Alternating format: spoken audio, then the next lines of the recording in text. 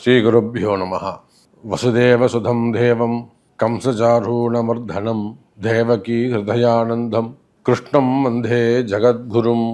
ராமாஜ ராமபத்ராஜ ராமச்சந்திராஜ ரேதசே ரகுநாதாஜ நாதாஜ சீதாஜ பதயே நமோ நம.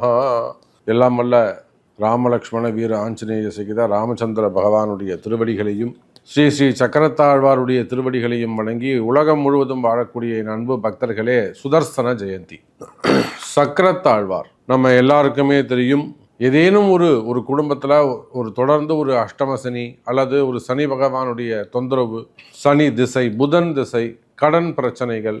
ஒரு புதன் திசை நடக்குதுன்னா கண்டிப்பாக அந்த வீட்டில் கடன் சுமைகள், கடன் பிரச்சனைகள் இருக்குதுன்னு அர்த்தம். ஒரு சனி தசை நடக்குதுன்னா அந்த வீட்டில் ஒரு நோய் நொடிகள் இருக்குது, நிலையான நோய்கள் இருக்குது, அல்லது ஒரு தேவையில்லாத ஒரு சங்கடங்கள், மனக்குழப்பங்கள், மன கஷ்டங்கள் இருக்குது, அதிகமான டிப்ரெஷன்ஸ் இருக்குதுன்னு அர்த்தம். அப்போது சாதாரணமாக ஒரு ஜோசியருக்கு போகிறீங்க, ஒன்றுமே தெரியாத இப்போனா இன்றைக்கி எல்லாரும் ஜோதிடர்கள் ஆகிட்டாங்க.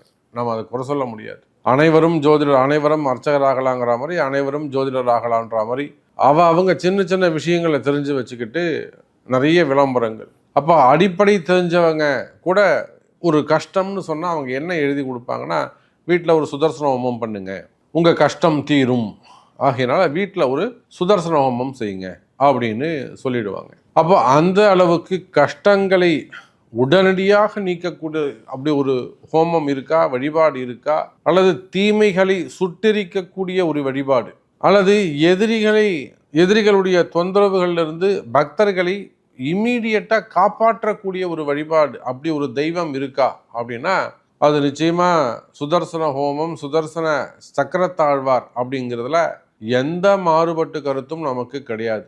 அந்த அளவுக்கு சக்கரத்தாழ்வார் ரொம்ப விசேஷமான பல அற்புதங்களை செய்யக்கூடிய ஒரு தெய்வம். அதே சமயத்தில் பல சூக்ஷ்மங்கள் இருக்கு அந்த வடிவத்தில்.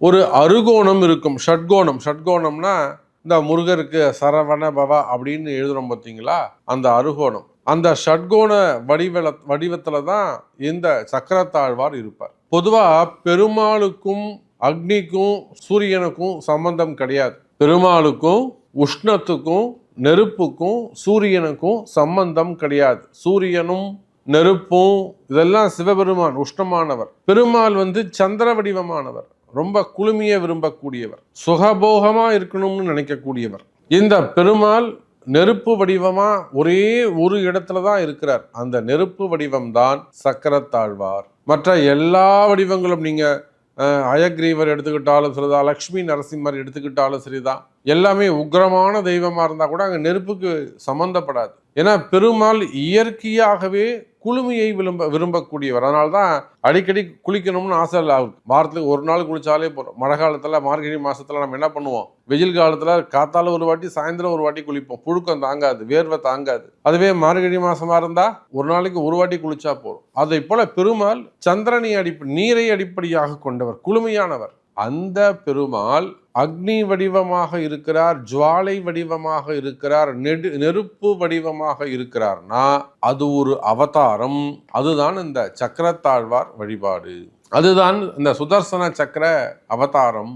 நீங்க எல்லா பெருமாள் கோவில்லையும் பார்க்கலாம். புதிய கோவில்கள், புராதனமான கோவில்கள், எந்த இடமாக இருந்தாலும் இந்த சக்கரத்தாழ்வாருக்குன்னு தனி சன்னதியில வச்சிருப்பாங்க. இவரை கொண்டு போயிட்டு உள்ளெல்லாம் வைக்க முடியாது. ஒரு கர்ப்பகிரகத்துக்குள்ளே இந்த சக்கரத்தாழ்வாரை கொண்டு போய் வைக்க முடியாது. சக்கரத்தாழ்வாருக்கு என்று தனி சன்னதி இருக்கும்.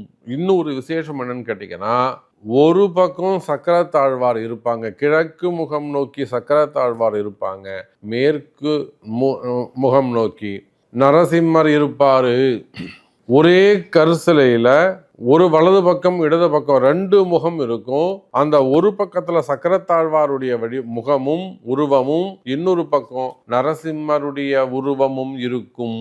நரசிம்மம் எதங்க சொல்லுது, பக்தர்களுக்கு ஏதேனும் ஒரு இடர்பாடுகள் வருமேயானால், நரசிம்ம அவதாரம் எதை எடுத்து சொல்லுது, ஒரு சின்ன குழந்தையா இருந்தாலும் அந்த குழந்தை ஹரி ஹரி ஹரின்னு சொல்லிட்டு அந்த நாமாவளியை சொல்லி இருக்குமே ஆனால், ஓம் நமோ நாராயணாய நமஹ அப்படின்னு அந்த வார்த்தையை சொல்லி இருக்குமே ஆனால், உடனே அந்த பக்தருக்கு எந்த வாழ்நாள் முழுவதும் எந்த காலத்திலும் துன்பம் நேருமேயானால் உடனடியாக நான் காப்பாற்றுவேன் அப்படிங்கிற தத்துவத்தை எடுத்து சொல்லக்கூடியதுதான் நரசிம்மர் அவதாரம். அதே போலத்தான் சக்கரத்தாழ்வார் வழிபாடு. சக்கரத்தாழ்வார் வழிபாடு என்னங்க அர்த்தம்? எந்த சூழ்நிலையிலும் பயம் சூழ்மையானால், பயமா இருக்கு அப்படின்னு ஒரு குழந்தை சொல்லித்தனா உடனே நீங்க சக்கரத்தாழ்வாருக்கு ஒரு தீபம் போட்டு அவருக்குரிய மந்திரம் சொல்வது சிறப்பு. அப்ப இந்த சுதர்சன ஜெயந்தி, சக்கரத்தாழ்வார் ஜெயந்தி ஜூலை மாதம் 5ஆம் தேதி. இது ஆனி மாதம் வளர்பிறை தசமி திதி. இதுதான் சக்கரத்தாழ்வாருடைய ஜெயந்தி. ஆனால் ஏனைய பெருமாள் ஆலயங்களிலே சித்திரை நட்சத்திரத்தை அடிப்படையாக கொண்டு, நட்சத்திரத்தை அடிப்படையாக கொண்டு ஜூலை 4ஆம் தேதி வெள்ளிக்கிழமை அன்றைய தினம் கொண்டாடுகிறார்கள். அப்போ ஜூலை 4ஆம் தேதி சித்திர நட்சத்திரத்தை அடிப்படையாக கொண்டும், 5ஆம் தேதி வளர்பிறை தசமி திதியை அடிப்படையாக கொண்டும் இந்த சுதர்சன ஜெயந்தி வழிபாடு செய்யப்படுகிறது. இதுக்கு இந்த சுதர்சன ஜெயந்தியை எப்படி வழிபாடு செய்யணும், இந்த சுதர்சன சக்கரத்தை எப்படி வழிபாடு செய்யணும், பயம் நீங்கணும், எதிரிகளுடைய தொந்தரவுகள் விலகணும், வம்பு வழக்குகளிலே வெற்றி பெறணும், வாழ்க்கையில நிம்மதி பிறக்கணும். அப்போ இந்த சுதர்சன ஜெயந்தியை நீங்க என்ன செய்யணும், என்ன மந்திரம் சொல்லணும், காயத்ரி மந்திரம் என்ன, மூல மந்திரம் என்ன, எத்தனை தீபங்கள் போட வேண்டும், அன்னைக்கு அந்த சுதர்சன சக்கரத்தாழ்வாருக்கு ஹோமத்துக்கு நாம என்ன வாங்கி தரணும், சக்கரத்தாழ்வாருக்கு என்ன புஷ்பத்தால மாலை சாத்த வேண்டும், என்ன நிவேத்தியம் செய்ய வேண்டும், இதெல்லாம் தான் நம்ம டீட்டெயிலாக பார்க்க போகிறோம். அப்போது இந்த சுதர்சன ஹோமம் ஒவ்வொருவருடைய வீட்டிலும் முடிஞ்சால் செய்யலாம். அதுக்கு வாய்ப்புகள் அமையணும், அதான் விஷயம். சந்தர்ப்பங்கள் நாமளே கூட நிறைய இடங்களில், இன்னும் சொல்லப்போனால் வெளி மாநிலங்கள்லாம் கூட சென்று, பெங்களூர், கர்நாடகா, நிறைய இடங்கள்ல நம்ம சென்று அந்த சுதர்சன ஹோமங்கள் செஞ்சு கொடுத்துருக்குறோம். உங்களுக்கும் தெரியும், நிறைய ஏனைய பக்தர்கள் நம்மளுடைய வீடியோஸை பார்த்துக்கிட்டு இருக்கீங்க. நிறைய அன்பர்களுக்கு அதில் நல்ல ஒரு எக்ஸ்பீரியன்ஸ் இருக்கும். ஸோ அடுத்தடுத்த ரெஃபரன்ஸும் நீங்கள் சொல்லிக்கிட்டு இருக்கீங்க, ரொம்ப சந்தோஷம். அப்போ இந்த சுதர்சன ஹோமம் வீட்டில் செய்வது சிறப்பு. ஆனால் அதுக்கான காரணங்கள் இருக்க வேண்டும், அதுக்கு நாள் நட்சத்திரம் அமையணும். அதுதான் நான் எப்பொழுதுமே சொல்வது உண்டு. ஒரு வீட்டில் ஒரு ஹோமம் பண்ணுறீங்கன்னா அன்றைக்கு நாளும் நட்சத்திரமும் தாராபலனும் ஜீவன் நேத்திரன் இதெல்லாம் இருக்கான்னு பார்க்கணும். அப்படி பார்த்துட்டு அதை வைக்கணும். இந்த ஜூலை 5ஆம் தேதி உலகம் முழுவதும் வாழக்கூடிய நண்பு பக்தர்களே, உங்களுக்காக சுதர்சன ஹோமம் பொதுவான முறையில் நடைபெறுகிறது. நீங்கள் இந்த யாகத்தில் பங்கு பெற வேண்டுமா? உங்களுடைய பிரார்த்தனைகள் பயம் நீங்க, ஆயுள் ஆரோக்கியம் பெறுவதற்கு, வீண் செலவுகளை குறைக்க, வீண் விரயங்களை தடுக்க, அதே போல வாழ்க்கையில் வெற்றி பெறுவதற்கு, தீமைகளை தீயிட்டு கொளுத்த, நன்மைகள் ஒரே நேரத்தில் ஒன்று கூடிட, எல்லா காரியத்திலும் நினைத்த காரியங்கள் எல்லாம் வெற்றி பெற்றிட இந்த சுதர்சன ஹோமம் உங்களுக்கு கை கொடுக்கும். இந்த ஹோமத்துக்கு நீங்க என்ன மாதிரியான செயல்படலாம்? பொதுவாக சங்கல்பத்துக்கான கட்டணம், ஹோமத்திற்கான கட்டணம், அதை நீங்க காமனா பண்ணிக்கலாம். அது இல்லாம ஹோமத்திற்கான சமித்துக்கள், ஹோம திரவியங்கள், அதே போல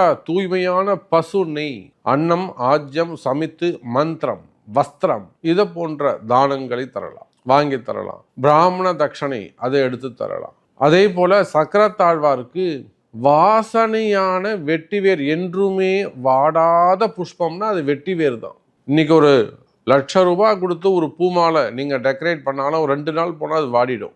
என்றும் வாடாத மாலை அப்படின்னா அது ஒரு வெட்டிவேர் மாலை தான். அதனால ஜம்முன்னு ஒரு வெட்டிவேர் மாலை, ஒரு ₹1000 ஆனாலுமே கூட ஒரு வெட்டிவேர் மாலை வாங்கி கொடுத்தீங்கன்னா தினந்தோறும் சுவாமிக்கு நினச்சி அந்த வெட்டிவேர் மாலையை போடலாம். வாசனையாக இருக்கும், சுவாமிக்கு குளிர்ச்சியாக இருக்கும். ஏன்னா அவர் உஷ்ணமானவர், ஜுவாலை வடிவமானவர். நான் சொல்லிட்டேன் உங்களுக்கு. அப்போ வெட்டிவேர் மாலை போடலாம். நிவேதத்தை பொறுத்த வரையிலே சக்கரான்னம் அவருக்கு ரொம்ப மிகவும் பிடித்தது, பாயசன்னம் மிகவும் பிடித்தது. முந்திரி, திராட்சை எல்லாம் ஜம்முன்னு போட்டு அக்கார வடிசல் போட்டு, ஒன்று அக்கார வடிசலாக இருக்கலாம், இல்லைனா வெல்லம் கலந்த பருப்பு பாயசமாக இருக்கலாம், இல்லைனா சர்க்கரை பொங்கலாக இருக்கலாம். சர்க்கரை பொங்கல் நிவேத்தியம் மிக சிறப்பு. அவருடைய மூல மந்திரம் என்ன? ஓம் கிருஷ்ணாஜ கோவிந்தாஜ கோபி ஜனவல்லபாஜ பராஜ பரம புருஷாஜ பரமாத்மனே பர கர்ம மந்திர யந்திர தந்திர ஔஷத அஸ்திர சஸ்திராணி சம்ஹர சம்ஹர மிருத்யோர் மோச்சய மோச்சய. ஓம் நமோ பகவதே ஸ்ரீ மகா சுதர்சனாய தீப்த்ரே ஜ்வாலா பிரிதராஜ சர்வதீக்ஷோபநகராய ஹும்பட் பரபிரம்மணே பரஞ்சோதிஷே சகசிரார ஹும்பட் ஸ்வாஹா. இதுதான் சுதர்சனுடைய மூல மந்திரம். இந்த மூல மந்திரத்தால் நம்ம நிறைய முறை சாட்டிங் பண்ணணும். ஒரு 1000 முறை, ஒரு 10,000 வச்சு ஒரு 1000 முறை பண்ணிங்கன்னா அது 10,000 முறையாக மாறும். அப்புறம் அதில் 10ல் 1 மடங்கு ஹோமங்கள் செய்ய வேண்டும். அவருடைய காயத்ரி எளிமையான முறையில் காயத்ரி சொல்லலாம். ஓம் சுதர்சனாஜ வித்மஹே மகாஜ்வாலாஜ தீமகி தன்ன சக்கர பிரச்சோதயாத். இதை நீங்கள் 108 வாட்டி சாட்டிங் பண்ணலாம். சுதர்சனாஜ வித்மஹே மகாஜ்வாலாஜ தீமகி தன்ன சக்கர பிரச்சோதயாத். சுதர்சனாஜ வித்மஹே சக்கரராஜாஜ தீமகி தன்னோ ஜ்வால பிரச்சோதயாத். இந்த மாதிரி காயத்ரி அந்த மந்திரங்களை ஒரு 108 வாட்டி நீங்கள் சாட்டிங் பண்ணலாம். அப்போது உலகம் முழுவதும் வாழக்கூடிய நண்பு பக்தர்களே, உங்களுக்கெல்லாம் ஒரு அரிய வாய்ப்பு. மறைமுகமான பிரச்சனைகள், கண்ணுக்கு தெரியாத வீண் விரயங்கள், பணம் வீணாக செலவாகுதுங்க சாமி அப்படின்னு இந்த வீண் விரயத்தை கட்டுப்படுத்தணுமா, செலவீனங்களை குறைக்கணுமா, கடன் அடையணுமா, எதிரிகளுடைய தொந்தரவுகள் வீணாக வந்து 2 பேர் மிரட்டிட்டு போட்டோம், அதிகாரம் பண்ணுறது, மிரட்டுறது, இந்த மாதிரியான பிரச்சனைகளிலிருந்து நீங்கள் தப்பிக்கணுமா, இந்த சுதர்சன ஜெயந்தியை கையில் இடுங்கள், சங்கல்பத்தில் கலந்து கொள்ளுங்கள், அருகில் இருக்கக்கூடிய ஆலயத்திற்கு சென்று வழிபாடு செய்யுங்கள். என்னைக்கு அந்த சக்கரத்தாழ்வார் ஜெயந்தி 4ஆம் தேதியா 5ஆம் தேதியான அவங்கள கேட்டு அதுக்கேற்ற மாதிரி வழிபாடு செய்யுங்கள். நம்மிடம் ஜூலை 5ஆம் தேதி சனிக்கிழமை மாலை மாபெரும் சுதர்சன ஹோமம் நடைபெறுகிறது என்பதை சொல்லிக்கொண்டு, இந்த சக்கரத்தாழ்வாருக்கு 16 கைகள், ஒரு சில இடங்கள்ல 32 கைகளோடு அவர் அருள் பாலிக்கின்றார். அதே போல இந்த சக்கரத்தாழ்வாருக்கு திருவாழி யாழ்வார், அதே போல திகரி, சக்கரம், சுதர்சனர் இப்படின்னு பல நாமங்களில் அவர் அழைக்கப்படுகிறார். அப்போ எங்கெல்லாம் சுதர்சனுடைய வழிபாடு இருக்கிறதோ அல்லது சுதர்சனுடைய படம் இருக்கிறதோ அந்த இடங்களில் எந்த பயமும் இருக்காது. தைரியம் அதிகரிக்கும், வீரியம் அதிகரிக்கும், விஜயம் அதிகரிக்கும், அறிவாற்றல் சிறந்து விளங்கும், எந்த எதிரியும் உங்களை ஒன்றும் செய்யவே முடியாது என்பதை சொல்லிக்கொண்டு, இந்த சுதர்சன வழிபாட்டிலே கலந்து கொள்ளுங்கள், ஹோமத்திலே பங்கு பெறுங்கள் என்பதை சொல்லிக்கொண்டு, உங்களுடைய ஆலயங்கள் அல்லது உங்களுடைய ஃபேக்ட்ரி, கம்பெனி அல்லது உங்களுடைய வீடுகளில் சௌரியமாக ஒரு நல்ல நாள் பார்த்து சிறப்பான முறையில் இந்த யாகத்தை செய்யலாம் என்பதையும் சொல்லிக்கொண்டு, மீண்டும் ஒரு அற்புதமான பதிவில் உங்களை சந்திக்கிறேன். நன்றி, நமச்சிவாயம். ஜெய் வராகி, ஜெய் ஜெய் வராகி.